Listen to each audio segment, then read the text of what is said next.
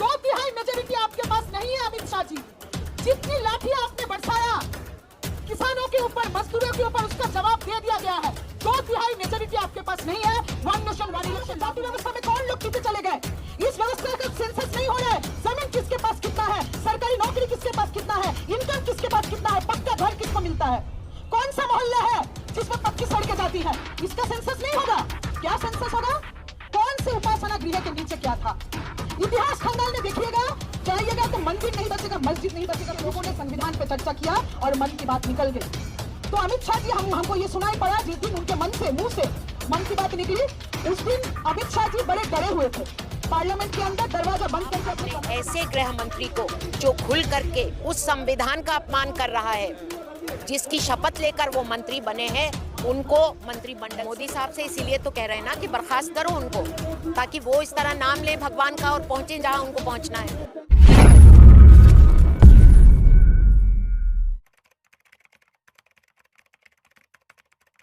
Amit Shah ji passion नहीं, Ambedkar passion है। और पैशन के सामने, हमारे जाति विनाश के पैशन के सामने, हमारे समानता के पैशन के सामने तुम्हारे फांसीवाद का टक्कर ये हो चुका है इतिहास में, और ध्वस्त कर दिए गए हो। याद रखना, ध्वस्त कर दिए जाओगे। आज के समय में संविधान और संविधान के प्रोग्रेसिव वैल्यूज वो बहुत बड़े चैलेंज के सामने है। कैबिनेट से पारित हो चुका है one nation one election. One nation one election अगर लागू किया जाएगा तो उसी फांसीवादी स्क्रिप्ट के बतौर लागू किया जाएगा, जहां पे अलग अलग राज्यों के उनके जो मुद्दे हैं, राज्य सरकार का अपना जो ऑटोनॉमी है, राज्य के लोगों का अपना जो ओपिनियन है अपने राज्य के बारे में, वो पूरी तरीके से ध्वस्त होगा। वो नैरेटिव पूरी तरीके से खत्म किया जाएगा। One nation one election cabinet से पारित हो चुका। ये चाहते थे कि पार्लियामेंट में उसके ऊपर बहस हो, लेकिन हिंदुस्तान के आवाम ने इस बार के लोकसभा चुनाव में इतना तो कर दिया है कि 2/3 मेजोरिटी आपके पास नहीं है अमित शाह जी। जितनी लाठी आपने बरसाया किसानों के ऊपर, मजदूरों के ऊपर, उसका जवाब दे दिया गया है। 2/3 मेजोरिटी आपके पास नहीं है। वन नेशन वन इलेक्शन लागू नहीं होगा। संविधान को बचा लिया हिंदुस्तान के जनता ने, और हिंदुस्तान का जनता फिर से और एक बार उठ खड़ा होगा। ये चाहते हैं कि पूरे देश भर में चर्चा हो, कौन से मंदिर के नीचे इतिहास में क्या था। इतिहास खंगालने लगोगे तो कुछ नहीं बचेगा, ना मस्जिद बचेगा, ना मंदिर बचेगा, कुछ नहीं बचेगा।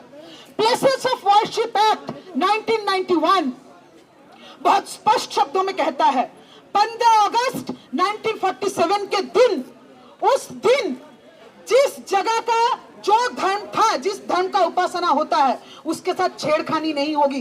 देश का कानून है। लेकिन देश के कानून को धता बताते हुए आज के समय में सर्वे शुरू हुआ है। सर्वे, कास्ट सेंसस नहीं हो रहा है, कास्ट सेंसस पे रोक है। इस बात का जांच पड़ताल नहीं चल रहा है कि हजारों सालों के जाति व्यवस्था में कौन लोग पीछे चले गए। इस व्यवस्था का सेंसस नहीं हो रहा है। जमीन किसके पास कितना है, सरकारी नौकरी किसके पास कितना है, इनकम किसके पास कितना है, पक्का घर किसको मिलता है, कौन सा मोहल्ला है जिसमें पक्की सड़कें जाती हैं, इसका सेंसस नहीं होगा। क्या सेंसस होगा? कौन से उपासना गृह के नीचे क्या था। इतिहास खंगालने देखिएगा, जाइएगा तो मंदिर नहीं बचेगा, मस्जिद नहीं बचेगा, कुछ नहीं बचेगा। सारे उपासना के स्थल ढा दिए जाएंगे, क्योंकि हमारे इतिहास में वो विविधता है। हमारे इतिहास में वो विविधता है, इसलिए मस्जिदों के ऊपर चर्चा हो। मस्जिद जो है वो सबके टारगेट में है, ये चाहते थे इस पे चर्चा हो, लेकिन संसद के अंदर विपक्ष के लोगों ने संविधान पे चर्चा किया और मन की बात निकल गई। तो अमित शाह जी हमको ये सुनाई पड़ा जिस दिन उनके मन से, मुंह से मन की बात निकली, उस दिन अमित शाह जी बड़े डरे हुए थे। पार्लियामेंट के अंदर दरवाजा बंद करके अपने कमरे में बैठे हुए थे।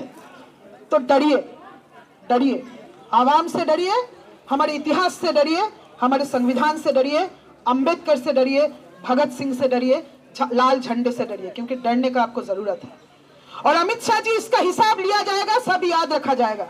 ये हिसाब आपको देना पड़ेगा, इसमें आपको माफ नहीं किया जाएगा, क्योंकि हाँ, हमको पता है आपको इस्तीफा देने के लिए कोई नहीं कहेगा।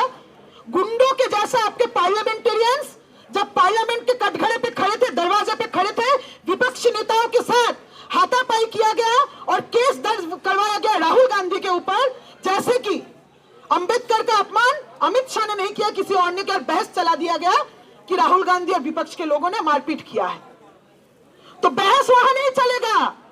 मन की बात मुंह से निकला है, देश के जनता ने सुना है, देश के दलित ने सुना है, देश के मुसलमानों ने सुना है, ईबीसीज ने सुना है। जवाब आपको देना पड़ेगा और ये हिसाब आपसे लिया जाएगा। इनकलाब जिंदाबाद। इस नए भारत की नई संस्कृति की बात बोलने वालों से क्या उम्मीद है? इतने ऊंचे लोग हैं क्या ये? हमें तो उम्मीद नहीं थी।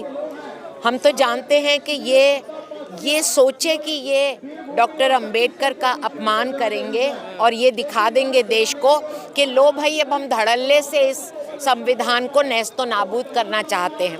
ये असल में तो उनका मकसद यही था ना, इसीलिए तो इस तरह खिल्ली उड़ाई थी।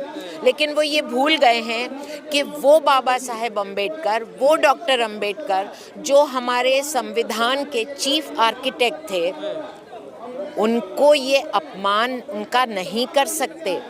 ये जानते हैं इस बात को। इतने ऊंचे नहीं हैं कि वो इस बाबा साहेब जैसे शख्स का वो अपमान कर पाएं। वो अपमान करके सिर्फ अपने आप को और पाताल में ढकेल रहे हैं और कुछ नहीं है। इस्तीफा ना ये देने वाले थे, ना माफ़ी मांगने वाले थे। हमने मांग की इस्तीफे की। इस्तीफा देने वाले भी हमारे देश में रहे हैं। ज़रा भी उनको लगा मैं बात पूरी कर लूं, ज़रा भी उनको लगा तो उन्होंने इस्तीफ़ा दिया। लेकिन हम जानते हैं ये उस कैटेगरी के इंसान नहीं हैं। इसीलिए हमने इनके जो चीफ हैं, जो अपने आप को चौकीदार भी कहते हैं, अपने आप को प्रधान सेवक भी कहते हैं, उनसे हम मांग रख रहे हैं कि आप अपने ऐसे गृह मंत्री को जो खुल करके उस संविधान का अपमान कर रहा है, जिसकी शपथ लेकर वो मंत्री बने हैं, उनको मंत्रिमंडल से बर्खास्त करो। ये मांग करने के लिए हम यहाँ आए हैं और अपना ये प्रण दिखाने के लिए कि हम इस संविधान की रक्षा करेंगे। हम हिंदुस्तान में इस कॉन्स्टिट्यूशन की, हिंदुस्तान में जो डेमोक्रेसी है उसकी रक्षा करेंगे, ये कहने के लिए आज हम यहाँ आए हैं। लेकिन पहले दिन से जब दूसरे दिन हुआ, जब पीसी करी सरकार ने, खुद अमित शाह सड़कों पे आए और विरोध प्रदर्शन करी, तो ऐसा नहीं लगा आपको सरकार डर गई हो आंदोलन से? खुद सफाई दिया कि अमित शाह ने? तो डर गए तभी तो सफाई दी है। सफाई देने से क्या होता है? सफाई देने से क्या होता है? बोल तो गए ना, जो उनका मकसद था वो तो पूरा कर गए ना।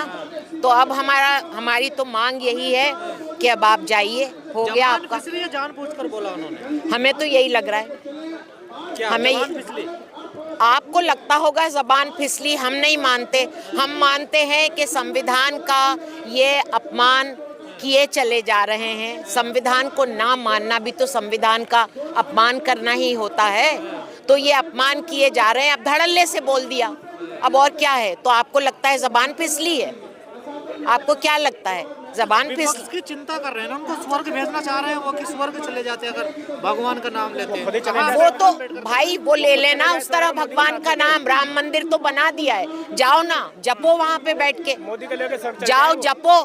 मोदी साहब से कहो, एक मिनट मुझे बात पूरी कर लेने दो। मोदी साहब से इसीलिए तो कह रहे हैं ना कि बर्खास्त करो उनको, ताकि वो इस तरह नाम ले भगवान का और पहुंचे जहां उनको पहुंचना है। तो ये इनका दिखावा है बाबा साहब के प्रति, जो कहते हैं हमने। देखो ये सब आप जानो, उन्हीं से पूछो दिखावा है या नहीं। मैं कैसे बोलूं? मैं कैसे? हमने इस बारे में हम कुछ नहीं बोलना चाहते। हमने आपके सामने बोल दिया हमें जो बोलना था, कि उन्होंने ऐसा बोला, हमें ये सही नहीं लगा। बाबा साहेब का, डॉक्टर अंबेडकर का कोई अपमान करेगा, देशवासी बर्दाश्त नहीं करेंगे और हमने अपनी मांग यहाँ पर रख दी। कहा मीडिया ने गलत चलाया, तोड़ मरोड़ कर मेरी बाइट को चलाया गया। चलिए ठीक है, जो भी है। चलिए ठीक।